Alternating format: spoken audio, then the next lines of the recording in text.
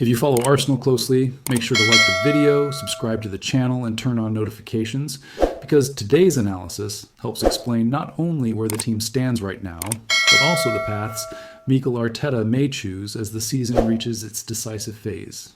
Gabriel Jesus' return from injury goes far beyond a simple physical recovery. It reshapes the attacking hierarchy, redefines roles, and places Victor Gyökeres in the most challenging moment he has faced since arriving at the Emirates Stadium, proving his value in a far more competitive and complex environment. When Gabriel Jesus was sidelined, the context seemed perfect for Gyökeres. He gained minutes, continuity, and, above all, confidence. He was the reference striker, the player occupying center backs, attacking space and acting as the focal point of the attack.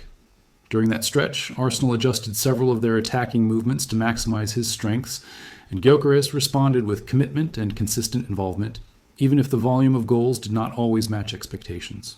With Jesus back and Kai Havertz increasingly established as a key attacking option, that dynamic changed dramatically.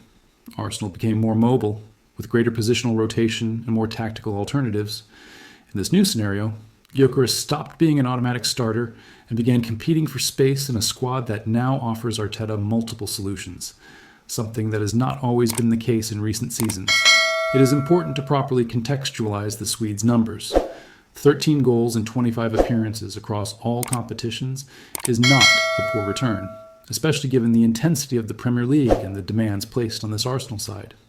The issue lies in comparison with his own past. Gyökeres arrived off seasons in which he was close to, or even above, a goal per game average. When that standard is not met, external perception shifts quickly, particularly at a club that is once again fighting for major honors. Many attackers, when they lose their place and see their numbers fall short of expectations, fade away. Confidence drops, their game becomes hesitant, and they enter a difficult cycle to escape. Gyökeres, however, has shown an important level of maturity. Instead of hiding, he has learned to make better use of every opportunity, every appearance, and every favorable situation the game presents. Over his last 8 matches, he's been directly involved in 8 goals, a statistic that cannot be ignored. More than the raw number, it is the consistency and impact that stand out. In 2026, Gyökeres has scored more goals across all competitions than any other Premier League player, despite not being a guaranteed starter. That speaks volumes about efficiency, game intelligence, and his ability to adapt to a new role within the team.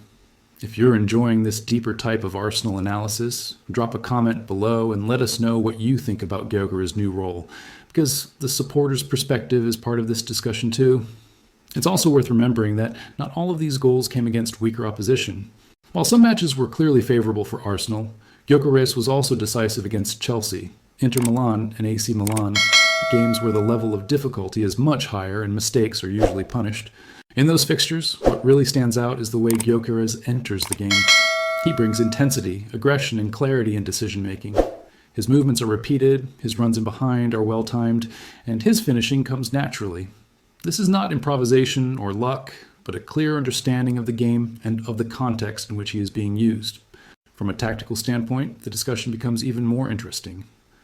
Arteta's Arsenal prioritize possession, territorial control, and pressure high up the pitch. Against compact defenses, this demands patience and creativity, but it also reduces space for attackers who thrive on depth. By profile, Gyökeres benefits far more from having space to attack than from operating constantly in tight areas. That is why, in big or closely contested matches, his presence becomes so valuable. When Arsenal are willing to spend periods without the ball and look to strike in transition, Gyökeres becomes a lethal weapon. Fresh off the bench, he faces more tired and less organized defenses, maximizing his physicality, speed, and reading of space. Mikel Arteta understands this better than most. Squad depth has been one of Arsenal's biggest strengths this season, and the numbers back it up.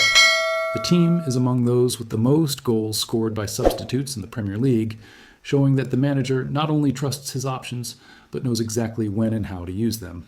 Gyökeres is a central part of that strategy. Of course, there is a human side to this story. No striker arrives at Arsenal dreaming of being a second-half option. Gyökeres wanted to be a starter, a protagonist, the main reference point. That frustration is natural and part of elite-level football. The difference lies in how a player reacts to it, and so far, Gyökeres' response has been positive. What we see now is a more aware, more patient, and perhaps even more dangerous Gyökeres. He doesn't need 90 minutes to decide a match. He needs context, space, and a team that knows how to use him at the right moment. And it appears Arsenal have found that formula precisely at the most decisive stage of the season. If you've made it this far, make sure to like the video, subscribe to the channel, and share it with another Arsenal supporter, because this kind of analysis only grows with an engaged community. Gyökeres may no longer be a guaranteed starter, but he has everything it takes to be the player who decides big matches, knockouts, and tight finals. In the end, Arsenal don't just need starters, they need difference makers. And Gyökeres, even coming off the bench, can be exactly that. With a strong, well-managed squad and clearly defined roles, the Gunners remain alive and dangerous. Now tell us in the comments, do you think Gyökeres should fight to regain his place in the starting echelon, or is this impact role the ideal one for him at this stage of the season?